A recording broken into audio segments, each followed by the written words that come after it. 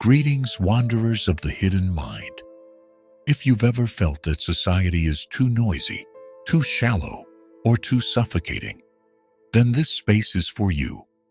Because sometimes the bravest act of intelligence isn't joining the crowd, but stepping away from it. Before we begin, let me remind you to subscribe to this channel and give it a like. Because here, we explore the truths most people would rather ignore. Schopenhauer, the philosopher of uncomfortable truths, once suggested that the most intelligent people often flee from social life, not because they hate others, but because they see what others cannot. And here is the paradox. While society glorifies constant interaction, the deepest minds often retreat into silence. Psychology sheds light on this contradiction. Intelligence is not just the ability to solve problems. It is the sensitivity to perceive complexity. For someone who notices every contradiction, every hidden motive, every unspoken tension, social life becomes exhausting. Imagine entering a room and instantly detecting not just the words being spoken, but the lies behind them, the envy disguised as compliments, the insecurities hiding beneath arrogance. For the highly intelligent, this is not paranoia, it's perception. And perception in excess becomes a burden. This is why many intelligent individuals prefer solitude, not because they despise humanity, but because they experience it too intensely. Social gatherings that seem enjoyable to most can feel to them like endless performances where everyone wears a mask. And when you see the mask instead of the face, the game loses its charm. Think of it like sound. Most people hear the melody and enjoy it. The intelligent hear not just the melody, but every dissonant note, every instrument slightly out of tune. And once you hear the flaws, you can't pretend they aren't there. So what looks like antisocial behavior is, in reality, a way of preserving mental clarity. Schopenhauer believed that solitude was the natural refuge of great minds, because in solitude, the mind finally breathes without interruption. And psychology agrees. Creative breakthroughs, deep insights, and genuine self-discovery rarely come in the middle of a crowd. They are born in silence, in spaces where thought is not drowned by noise. One of the most overlooked aspects of intelligence is sensitivity. Studies in psychology show that highly intelligent individuals often experience the world more intensely. They process information deeply, notice subtleties others miss, and carry emotional weight longer. This depth, while powerful, has a hidden cost: overstimulation. Imagine walking into a crowded party. For most, it's music, laughter, and small talk. But for the sensitive mind, it's a storm. Overlapping conversations, fragmented emotions, micro-expressions flashing like neon lights, hidden power dynamics unfolding in real time. What feels casual to the majority becomes mentally exhausting for those who can't stop noticing the invisible currents under the surface. This is why social life, with its rituals of small talk and endless repetition of shallow scripts, feels unbearable to some. Intelligent minds crave meaning, but meaning is scarce in everyday interactions. How many times can one nod politely to the same cliches, the same hollow questions? To the thoughtful, this is not connection, it's suffocation. There's also the issue of authenticity. Social life often demands masks: the cheerful smile when you're tired, the polite agreement when you silently disagree, the laughter at jokes that don't amuse you. For many, these masks are harmless, part of the game of belonging. But for the deeply intelligent, who tend to value truth over comfort, Wearing a mask feels like betrayal. Every forced laugh is a tiny fracture in the soul. And then there is emotional labor.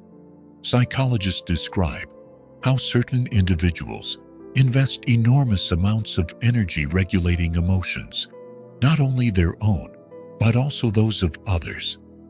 The intelligent, with their heightened empathy, often feel responsible for smoothing social tension, filling silences, or managing conflicts. Over time, this silent responsibility drains them. It is easier, safer, and more honest to walk away than to keep bleeding energy into a game that rarely feeds the mind or heart. For Schopenhauer, this retreat was not a weakness, but a strength. He argued that solitude liberates the intelligent from the burden of triviality.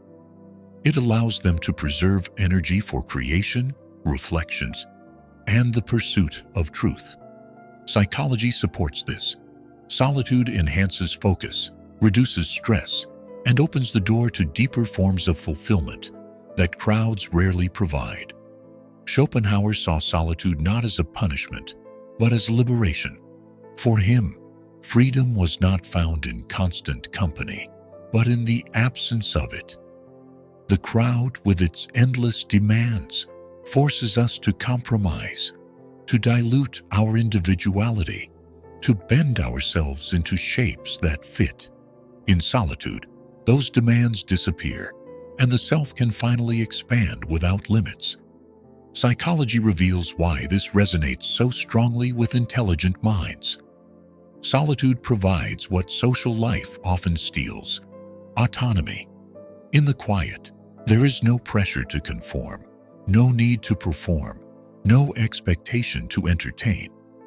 The brain, relieved of this constant self-monitoring, enters what psychologists call a state of flow, an immersion in thought, creativity, or problem-solving that brings not only productivity, but deep satisfaction.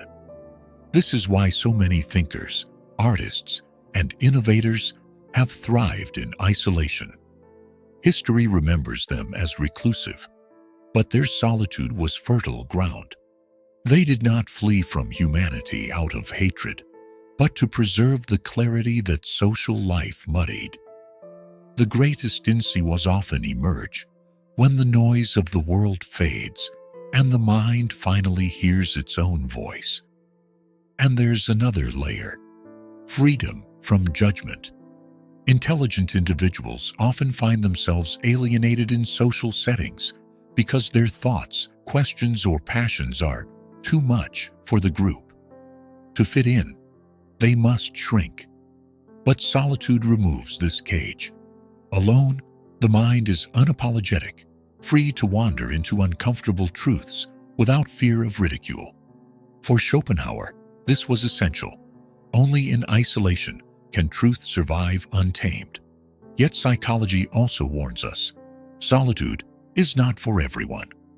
To those without inner richness, it feels like emptiness.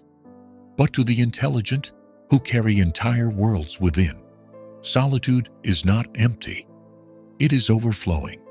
They do not escape social life because they cannot cope with it. They step away because they have discovered a greater life within themselves, a life that begins where society ends. Solitude, for the intelligent, is both sanctuary and challenge. On one hand, it offers clarity, freedom, and creativity. On the other, it exposes the mind to its deepest shadows. Schopenhauer himself knew this paradox. The same silence that liberates also confronts us with truths we cannot escape. Psychology explains this tension well. Isolation reduces the noise of the external world, but it amplifies the internal one. Without distractions, the intelligent are forced to confront their own thoughts in their rawest form. Questions about meaning, mortality, and the absurdity of existence. What others avoid through endless social activity, the solitary thinker must face head-on. This is why solitude feels unbearable to many. The mind, untrained to handle its own depths, seeks constant stimulation to escape itself. But the intelligent often see this escape for what it is, a cycle of distraction that numbs instead of heals. They endure the weight of solitude, not because it is pleasant, but because it is real. There's also the risk of alienation. The more time one spends outside the social sphere, the harder it becomes to return. Conversations that once seemed normal begin to feel trivial, connections shallow, rituals absurd. Psychology calls this detachment depersonalization, a sense of being an observer rather than a participant in human life. The intelligent often live with one foot inside the world and one foot outside it, torn between belonging and freedom. And yet, even in this danger lies strength. Facing alienation sharpens resilience. Wrestling with existential questions cultivates depth. The solitude that isolates also transforms. Schopenhauer believed that those who dare to endure it gain access to truths that the crowd will never touch. It is a price, sometimes heavy, sometimes cruel, but one that intelligence is often willing to pay. The intelligent person who chooses solitude is often judged harshly by society. People see withdrawal and immediately interpret it as arrogance, antisocial behavior, or even weakness. Yet psychology shows us this judgment reveals more about society's insecurities than about the individual's choice. Humans are wired for connection. It's a survival instinct. So when someone turns away from the group, it threatens the collective norm. The crowd whispers, "What do they know that we don't? Why are they not playing the same game as the rest of us?" To protect its own comfort, society paints solitude as deviance. But the intelligent know that it is not rejection, it is protection. Consider the idea of social energy. Psychologists describe how extroverts recharge through interaction, while introverts recharge in solitude. For the highly intelligent, this division becomes more extreme. Their energy is drained not only by interaction, but by the superficiality of it. The polite small talk, the rehearsed jokes, the endless repetition, it consumes them. Solitude is not escape, but recovery, a way to preserve the mind's vitality for what truly matters. There is also envy hidden in society's reaction. When someone can be content alone, they display a kind of freedom that unsettles others. Most people fear being left with only their thoughts. They seek constant noise to drown them out. But the intelligent person walks into silence and survives. That survival looks like superiority. But in truth, it is simply courage. The courage to confront what most people run from. Schopenhauer argued that solitude is the privilege of the strong. The weak need constant company because they cannot endure themselves. The strong, in contrast, find in solitude not emptiness, but a mirror that reveals both their demons and their genius. And psychology supports this. Those who tolerate solitude often show higher levels of creativity, deeper self-awareness, and stronger problem-solving abilities. So when the intelligent flee from social life, it is not because they despise humanity. It is because they have learned that only in silence can they meet themselves fully. And that meeting, though often painful, is where truth begins. Schopenhauer's warning was not against people, but against the cost of constant society. He understood something psychology has confirmed centuries later. The most intelligent minds are not running away from life.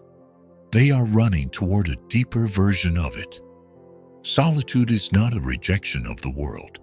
It is a search for truth, uncorrupted by noise. Think about how many great works were born not in the marketplace, but in seclusion. Newton discovered the foundations of modern science during the plague, when isolation forced him inward. Kafka wrote of alienation in the quiet of his room, transforming solitude into literature that still cuts like a knife today. Nietzsche, wandering alone in the mountains, reshaped philosophy itself. These were not accidents. They were the natural fruits of solitude embraced, rather than feared. Psychology explains why. The brain in solitude operates differently. It enters deeper states of reflection, connects ideas in ways impossible in distraction, and produces insights that social chatter drowns. Studies on creativity show that breakthrough moments often come in solitude. The mind, no longer performing for others, finally performs for itself. For the intelligent, this is not optional, it is essential. Yet solitude has another gift, one that is often overlooked: honesty. In the crowd, masks are necessary for survival, but in silence, there is nowhere to hide. The intelligent, when alone, confront themselves. They see their flaws, their contradictions, their pain. This is not always pleasant. It can be brutal, but it is cleansing. Out of this confrontation comes authenticity, and with authenticity comes a kind of freedom that social life rarely allows. Society often misunderstands this. The one who withdraws is called arrogant, antisocial, or strange. But look closer. It is not arrogance to step away. It is courage. Courage to prefer the discomfort of truth over the comfort of illusion. Courage to stand apart, even when the crowd insists you belong to it. Schopenhauer called solitude the privilege of the strong, because only the strong can bear the silence of their own mind without running from it. And here lies the final truth. The most intelligent do not flee society because they despise humanity. They flee because they have seen that to preserve clarity, to protect freedom, to hear the whispers of their own soul, one must sometimes walk away. It is not exile. It is elevation. Not weakness. It is strength. If you are still here, it means you too are searching for something more than the superficial comfort of the crowd. And that makes you part of a rare group, those who dare to see beneath the surface. So don't let this be the end. Give this video a like, subscribe to the channel, and stay with us as we continue to uncover the hidden truths of psychology and philosophy. Because while the crowd may fear the silence, together we can learn to master it and find in it the freedom that Schopenhauer promised.